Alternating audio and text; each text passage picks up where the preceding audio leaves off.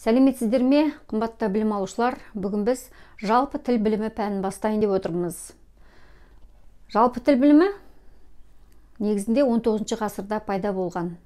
Негізінде тіл білімі, жалпы тіл білімі және жеке тіл білімі деп екіге бөлінеді.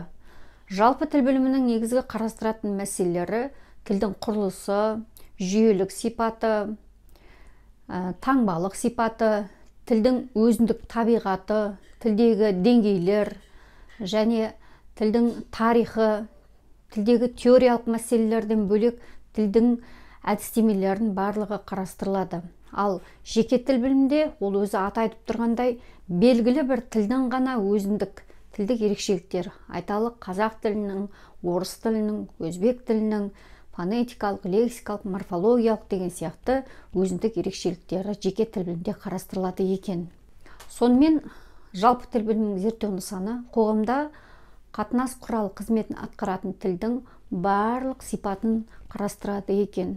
Әрине, тіл өзгеріп отырады, тіл үнемі жаңарып отырады, неше түрлі сөздер, жаңарған сөздер енеді, көнерген сөздер тілдік қолданыстан шығып қалады. Сондықтан да тілдің үнемі өзгерісте болып отыру заңды, ал оның қарастыратын әрине жалпы тіл білімі және жеке тіл білімінің мәселелері. Жалпы тіл білімінің үш үлкен бөлімі бар. Оның біріншісі тілдердің тарихы, екіншісі тіл теориясы, үшіншісі тіл білімі ғылымдарының зерттеу әдістері деп аталады. Әрине, біріншісінде тілдің тарихы мәселесінде біз тілді кезең дәуірге бөліп өтетін боламыз.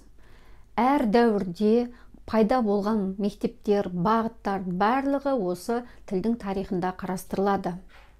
Ал тілдің теориясында мұнда біз тілдердің классификациясы, тілдердің құрылымдық, жүйелік сипаты туралы және сонымен қатар тіл білімдегі жаңа бағыттар мәселесін айтатын боламыз. Ал үшінші бөлімде тіл білімінің ғылыми зерттеу әдістері, әрине бұл бүкіл тілде пайда болған бағыттар мен мектептердің тұсындағы әдіс-тәсілдер, соны жүйелеп өтетін боламыз. Тіл білімі ғылымының тарихы қай кезеңнен басталады деген орынды сұрақ үнемі қойылады. Әрине, бұны біз түркі тіл білімінің даму кезеңдерімен алатын болсақ, Алтай дәуірінен болжанылады екен. Келесі кезең біздің заманымыздан бұрынғы 1-3 ғасырдың арасын қамтиды. Сондай-ақ түркі дәуірі деп есептелетін біздің заманымыздың 5-7 ғасырларының арасын айтады. Түркі тілдерінің жазба ескерткіштері біздің заманымыздың 5 ғасырда болғандығы туралы түркі ғалым Сәрсен Аманжолов өз зерттеулерінде айтып кеткен. Ол түркі жазуы осы уақыттардан бұрын 1000 жыл бұрын пайда болғандығын және көне шумер және алтай тілдері өзара туыстас деген пікірді айтады.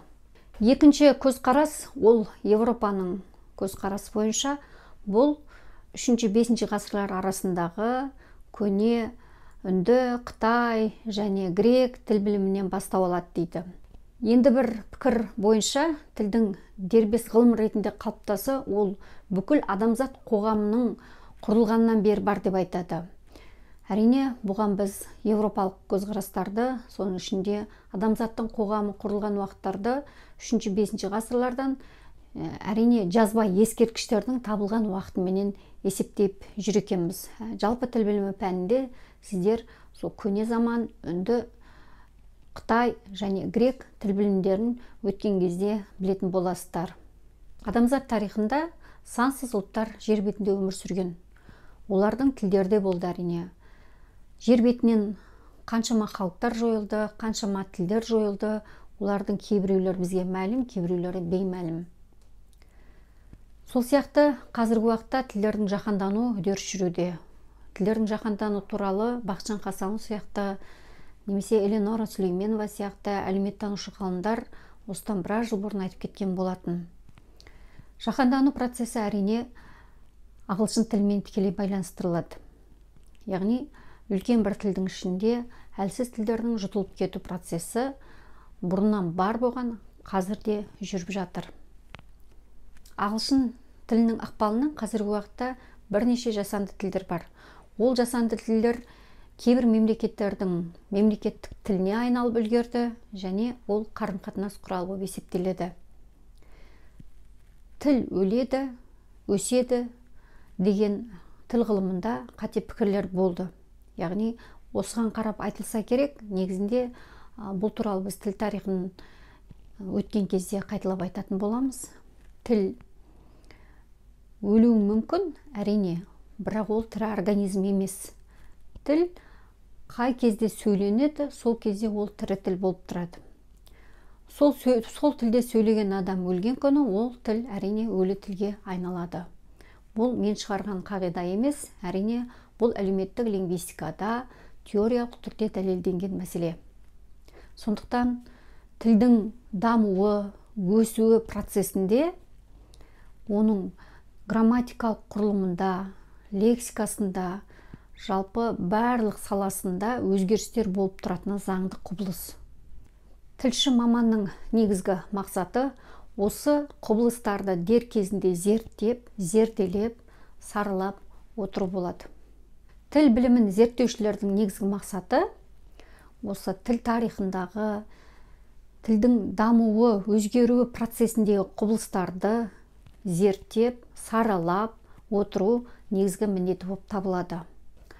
Жалпы тіл білімінің негізгі мақсат міндеттері ол бүкіл теориялық мәселелерді, соның ішінде тілдің құрылымын, грамматикасын және оның тарихын, әдістемесін бәрін қарастыратын болса, бірақ ол жекелеген тілдерге қатысты емес, ортақ тілдерге байланысты айтылады.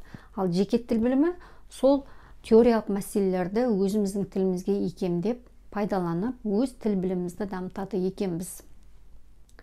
Жалпы тіл білімі бүкіл әлем тілдерінің классификациясы, соның ішінде генетикалық, яғни туыстық жағынан топтастырылуын, одан кейін типтік, типологиялық топтастырылуын, және үшінші тілдердің ареалдық топтастыру мәселелерін қарастырады. Бірінші туыстық қатынасына байланысты топтастыру ол сіздерге түсінікті деп ойлаймын. Ал екінші типологиялық ол тілдердің, яғни сөздің түбірі, қосымшасы, құрылымына байланысты топтастырады екен. Үшіншісі тілдердің таралуы, географиялық, ареалдық шегіне қарай топтастырады екен. Бұл туралы біз алдағы сабақтарымызда толық айтатын боламыз. Білімді бекіту үшін экрандағы сұраққа жауап беріңіздер. Сұраққа жауап беріңіздер деп ойлаймын. Бүгінгі жалпы тіл біліміне кіріспе және оның зерттеу нысаны, мақсаттар туралы қысқаша ғана дәрісімізді тыңдадыңыздар. Келесі сабақта кездескенше сау болыңыздар.